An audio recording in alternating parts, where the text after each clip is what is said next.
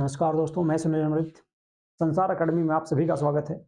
जिन बच्चों ने चैनल को सब्सक्राइब नहीं किया है, वे सभी चैनल को सब्सक्राइब कर लें। चलिए आज की स्टार्ट करते हैं क्लास। तो भारतीय संविधान की विशेषताएँ। भारतीय संविधान की विशेषताओं के बारे में बात करेंगे कि भारत के संविधान की विशेषताएँ क्या-क्या है? क्या-क्या भारतीय संविधान की विशेषता होती है या हो सकती है, ठीक है? तो कोई भी अगर वस्तु है, तो उसकी कुछ ना कुछ विशेषताएँ ज़रूर होती है। कोई भी अगर वस्तु है तो उसकी कुछ ना कुछ विशेषताएँ ज़रूर होती हैं, ठीक है? तो उसी के बारे में बात करेंगे। जैसे कि भारतीय संविधान है, भारत का जो संविधान है सबसे लंबा है, सबसे बड़ा है, ठीक है?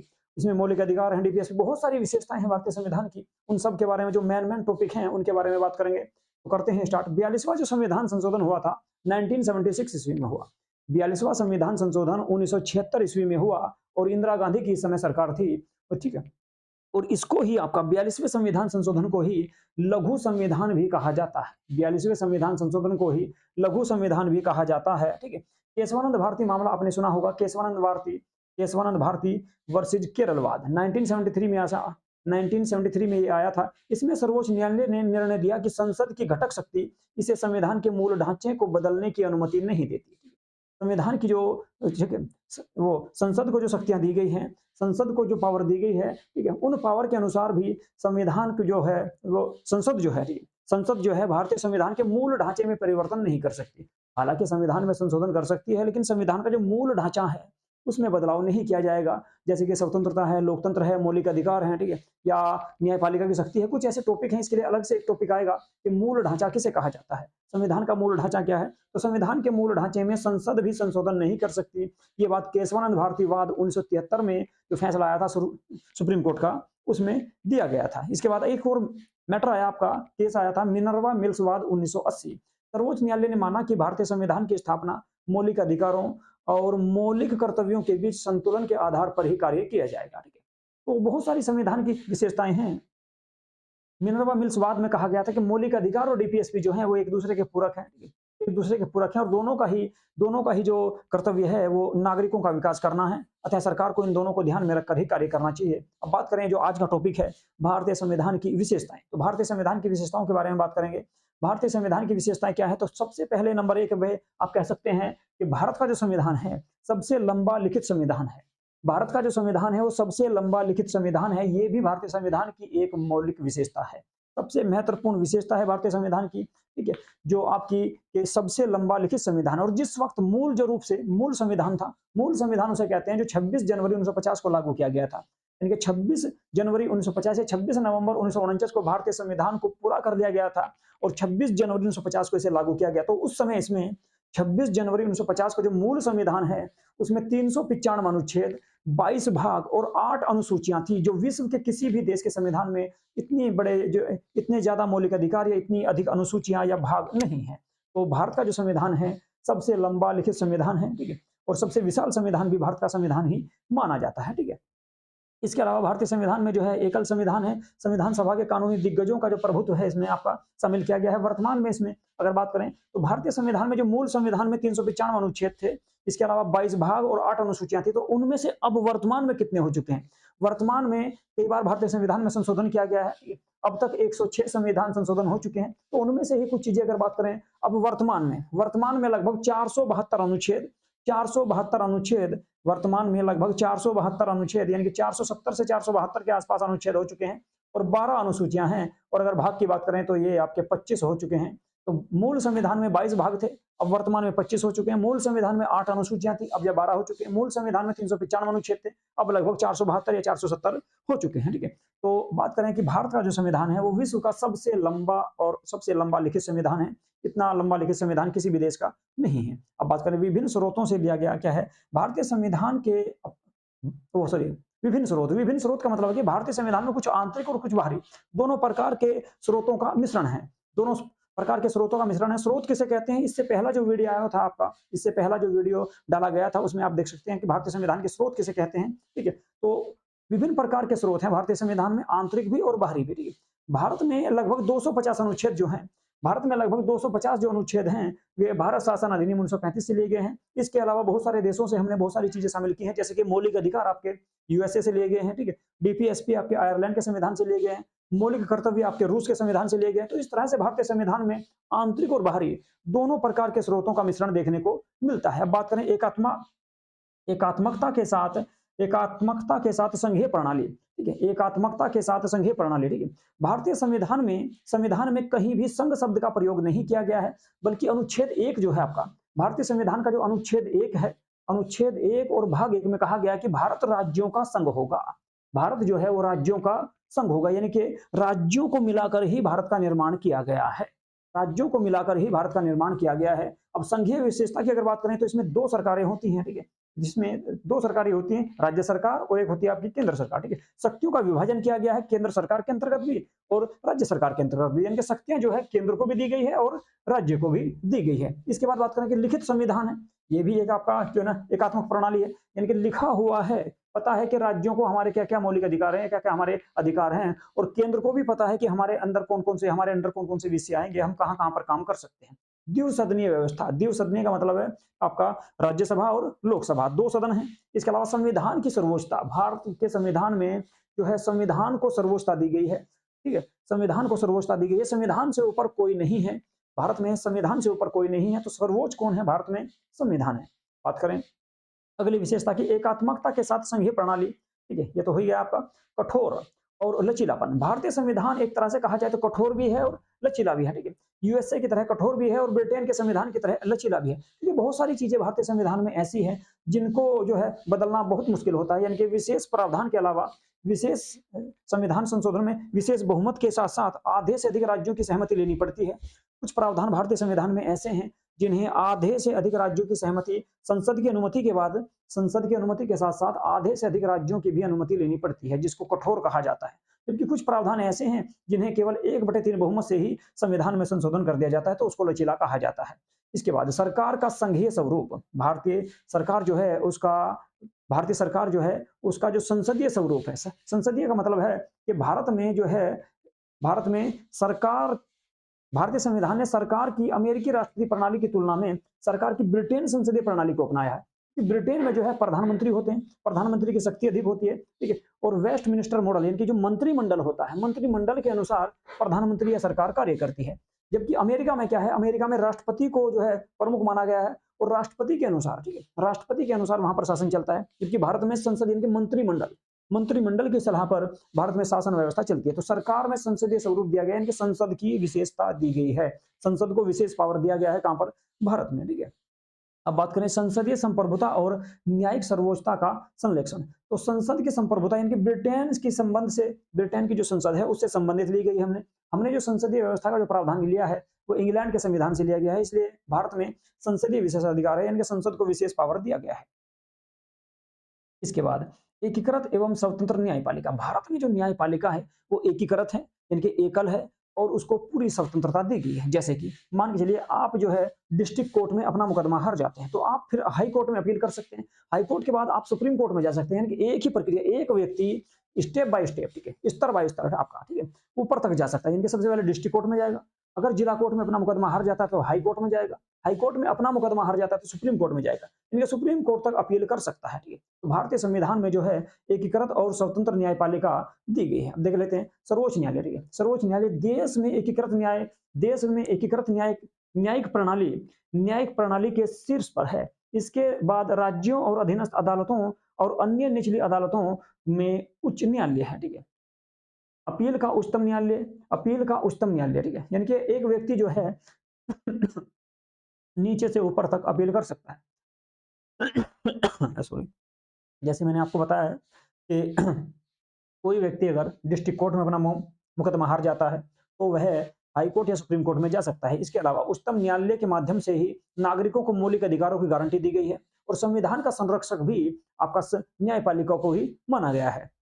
भारत की एकल प्रणाली केंद्रीय कानून के साथ साथ राज्य कानून दोनों को लागू करती है। भारत में विधि द्वारा स्थापित प्रक्रिया का प्रावधान है। आर्टिकल 21 के तहत भारत में विधि द्वारा स्थापित प्रक्रिया का मतलब है कानून के अनुसार चलती है सारी प्रक्रियाएं भारतीय संविधान में, ठीक है। संयुक्त राज्य अमेरिका संघीय कानूनों को संघीय न्यायपालिका द्वारा लागू किया जाता है, ठीक है, संघीय न्यायपालिका के द्वारा लागू किया जाता है और राज्य के कानूनों को राज्य न्यायपालिका द्वारा लागू किया जाता है। अमेरिका में विधि को उचित प्रक्रिया का प्रावधान है, विधि की उचित प्रक्रिया का प्रावधान है कहां पर? अमेरिका में, लेकिन भारत में विधि द्वारा स्थापित प्रक्रिया का प्रावधान है। अब बात करें भारतीय संविधान में मौलिक अधिकार भी एक तरह से भारतीय संविधान की प्रमुख विशेषता मानी जाती है। मौलिक अधिकारों का उद्देश्य राजनीतिक लोकतंत्र के आदर्शों को बढ़ावा देना है। भारतीय संविधान के भाग 3 और अनुच्छेद 12 से लेकर अनुच्छेद 35 तक मौलिक अधिकारों का प्रावधान किया गया है। मौलिक अधिकारों की भारतीय नागरिकों को गारंटी दी गई है और अगर कोई इनका हनन करता है तो आप हाई कोर्ट या सुप्रीम कोर्ट में इनके खिलाफ, उस व्यक्ति या सरकार के खिलाफ मुकदमा दायर कर सकते हैं। तो मौलिक अधिकारों के माध्यम से भारतीय संविधान में लोगों को जो है स्वतंत्रता प्रदान की गई है। ये भी भारतीय संविधान की एक प्रकार से प्रमुख विशेषता मानी जाती है। वर्तमान में आपके 6 मौलिक अधिकार हैं। समता का अधिकार या समानता का अधिकार अनुच्छेद 14 से लेकर 18 तक है। इसके अलावा स्वतंत्रता का अधिकार अनुच्छेद 19 से लेकर 22 तक दिया गया है। इसके अलावा शोषण के विरुद्ध अधिकार अनुच्छेद 23 से लेकर 24 तक है। इसके अलावा बात करें नंबर 4 पर धर्म की स्वतंत्रता या धार्मिक स्वतंत्रता, ये अनुच्छेद 25 से लेकर 28 तक है। और बात करें सांस्कृतिक एवं शैक्षिक अधिकार, संवैधानिक एवं शैक्षिक अधिकार आपका अनुच्छेद 29 से लेकर 30 तक है। बात करें आपका संवैधानिक उपचार का अधिकार तो अनुच्छेद 32 में है। यानी कि कुल मिलाकर भारतीय संविधान में नागरिकों को मौलिक अधिकारों के माध्यम से स्वतंत्रता प्रदान की गई है। ठीक है, चलिए जी अब बात करते हैं राज्य के नीति निर्देशक तत्व। ये भी भारतीय संविधान की एक प्रकार से विशेषता है। DPSP, directive principle of state policy, ये आयरलैंड के संविधान से लिए गए हैं। संविधान के भाग 4 और अनुच्छेद आपके 36 से लेकर 51 तक इनका प्रावधान किया गया है। भारतीय संविधान में आपके डीपीएसपी दिए गए हैं। ये भी भारतीय संविधान की एक प्रकार से विशेषता है और इनका जो उद्देश्य है भारत में कल्याणकारी राज्य की स्थापना करना है। डीपीएसपी का जो उद्देश्य है भारत में कल्याणकारी राज्य की स्थापना करना है और इन 3 भागों में वर्गीकृत किया जाता है, समाजवादी, गांधीवादी और उदारवादी। कुछ आपके डीपीएसपी ऐसे हैं जो समाजवाद को बढ़ावा देते हैं, कुछ गांधीवाद को बढ़ावा देते हैं और कुछ उदारवाद को बढ़ावा देते हैं। बात करें मौलिक कर्तव्यों की, सरदार स्वर्ण सिंह समिति की सिफारिशों के बाद 42वां संविधान संशोधन 1976 में लागू हुआ था और इसी के अनुसार मौलिक कर्तव्यों को जो रूस से लिए गए थे, 10 मौलिक कर्तव्य भारतीय संविधान में जोड़े गए थे। इसके अलावा इनका जो उल्लेख किया गया है भारतीय संविधान के भाग 4A और अनुच्छेद 51A में है, लेकिन 86वां संविधान संशोधन बाद में किया गया 2002 में, उसके द्वारा 11वां मौलिक कर्तव्य भी भारतीय संविधान में जोड़ा गया या मौलिक कर्तव्यों में जोड़ा गया, जो है आपका 6 से 14 वर्ष के बच्चों की शिक्षा का प्रावधान माता पिता के द्वारा किया जाएगा। ठीक है, तो ये भी एक भारतीय संविधान की प्रमुख विशेषता है। इसके बाद बात करें धर्मनिरपेक्ष राज्य।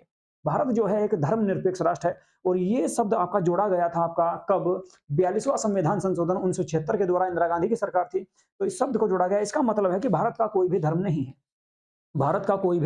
है, जबकि भारत के लोगों का धर्म है, ठीक है, लेकिन भारत का कोई धर्म नहीं है। भारत एक धर्मनिरपेक्ष राज्य होगा। ठीक है, तो ये भी भारतीय संविधान की एक प्रमुख विशेषता है। सार्वभौमिक वयस्क मताधिकार, यानी कि प्रत्येक व्यक्ति को मत देने का अधिकार, ये सबसे महत्वपूर्ण व्यवस्था मानी जाती है, सबसे महत्वपूर्ण विशेषता मानी जाती है कि मतदान की आयु 1989 ईस्वी में 61वां संविधान संशोधन आपका जो हुआ था 1988 में, और इसको लागू किया गया 1989 ईस्वी में, तो 21 से घटाकर 18 वर्ष कर दी गई। सार्वभौमिक वयस्क मताधिकार का मतलब होता है लोकसभा और विधानसभा के चुनाव में सभी लोगों को मत देने का अधिकार। जिन लोगों का मतदाता सूची में नाम है उन सभी को मत देने का अधिकार ही सार्वभौमिक मताधिकार कहलाता है। इसके बाद बात करें एकल नागरिकता। भारतीय संविधान के भाग 2 अनुच्छेद 5 से लेकर 11 तक एकल नागरिकता का प्रावधान किया गया है और भारतीय संविधान फेडरल है, मगर इसमें केवल एकल नागरिकता का प्रावधान किया गया है। ये यानी कि भारतीय संविधान फेडरल का मतलब होता है संघीय व्यवस्था है भारत में, लेकिन फिर भी भारत में एकल नागरिकता का प्रावधान किया गया है। जबकि यूएसए प्रत्येक व्यक्ति न केवल यूएसए का नागरिक है बल्कि वो अलग से विशेष राज्यों का भी व्यक्ति होता है। यानी कि अमेरिका में दोहरी नागरिकता है, लेकिन भारत में एकल नागरिकता का प्रावधान किया गया है जो इंग्लैंड के संविधान से लिया गया है। तो ये भी भारतीय संविधान की एक प्रमुख विशेषता है। स्वतंत्र निकाय, मजबूत लोकतांत्रिक व्यवस्था के आधार पर चुनाव आयोग है, नियंत्रक एवं महालेखा परीक्षक है, लोक सेवा आयोग है, राज्य लोक सेवा आयोग है। इनके एक तरह से स्वतंत्र निकाय है भारतीय संविधान में स्वतंत्र निकाय को शामिल किया गया है ताकि अच्छी प्रकार से चुनाव हो सके। ठीक है, और नियंत्रक महालेखा परीक्षक का काम है कि भारत सरकार के बही खातों की जांच कर सके। संघ लोक सेवा आयोग का मतलब है कि यूपीएससी वगैरह के जो एग्जाम होते हैं, लोक सेवा आयोग जो पीसीएस वगैरह के जो एग्जाम होते हैं, उनमें कोई भी भाग ले सकता है, सभी को यह अधिकार दिया गया है। इसके बाद आपातकालीन प्रावधान। भारतीय संविधान की एक सबसे प्रमुख विशेषता आपातकालीन विशेषता भी है। प्रावधानों के पीछे तर्कसंगतता, देश की संप्रभुता, एकता, अखंडता और सुरक्षा, लोकतांत्रिक व राजनीतिक प्रणाली और संविधान की रक्षा के लिए भारतीय संविधान में आपातकालीन प्रावधान किए गए हैं।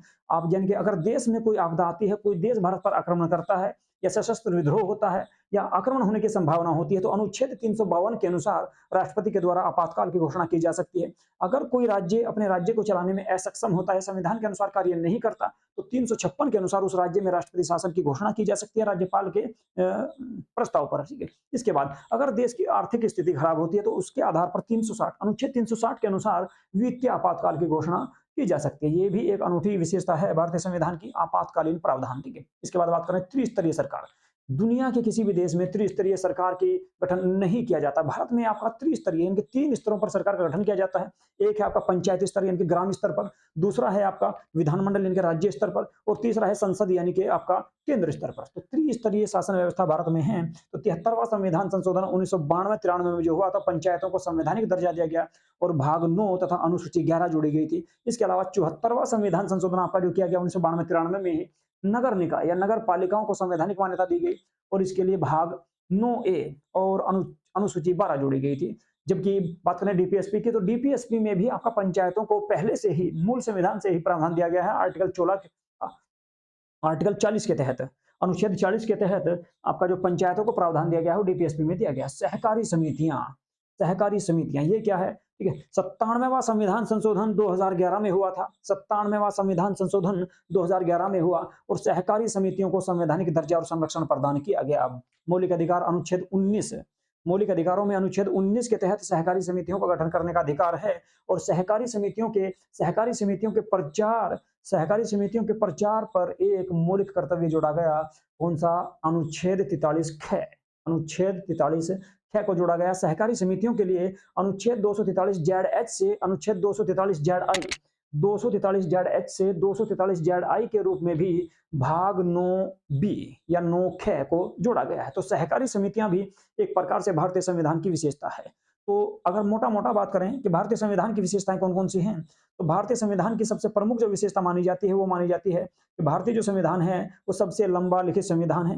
दूसरा बात करें तो विभिन्न स्रोतों से इसको लिया गया है, यानी कि आंतरिक और बाहरी दोनों प्रकार के स्रोत भारतीय संविधान में हैं। एकात्मकता के साथ संघीय प्रणाली, यानी कि एकात्मकता के साथ-साथ केंद्र के साथ-साथ राज्यों को भी शक्तियां दी गई हैं। एकात्मकता के साथ संघीय प्रणाली। ठीक है। इसके अलावा कठोर व लचीला संविधान। भारत का जो संविधान है वो कठोर भी है और लचीला भी। ये भी एक प्रकार की संसदीय विशेषता है। इसके अलावा संसदीय स्वरूप, यानी कि भारत में संसदीय व्यवस्था को अपनाया गया है। इसके अलावा संसदीय संप्रभुता और न्यायिक सर्वोच्चता का विश्लेषण। भारत में संसद को भी शक्ति दी गई है। इसके अलावा सुप्रीम कोर्ट, हाई कोर्ट को भी, यानी कि न्यायपालिकों को भी शक्ति दी गई है। ये भी भारतीय संविधान की एक विशेषता है। अब बात करें एकीकृत और स्वतंत्र न्यायपालिका।